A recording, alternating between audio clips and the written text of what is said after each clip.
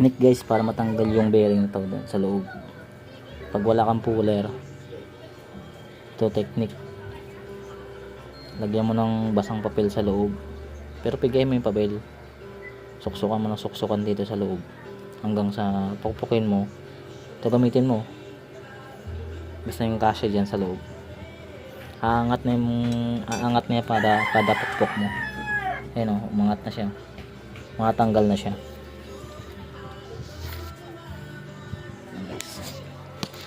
Ganito guys, wait lang, tanggalin natin yan.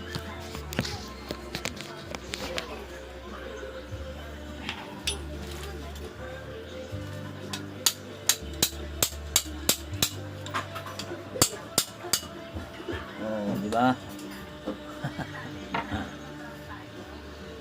Bisa, no?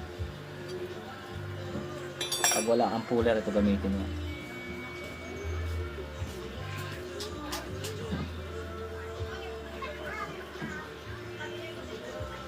Ayun, tanggal na siya guys.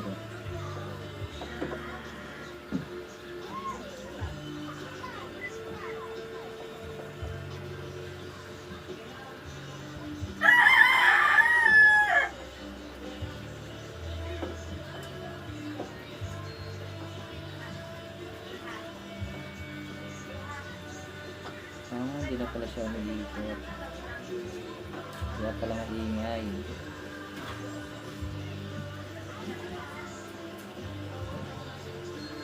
Maalog na pala siya talaga. Maalog na talaga siya guys. Ito yung dahilan bakit maingay din minsan ng Sniper 150.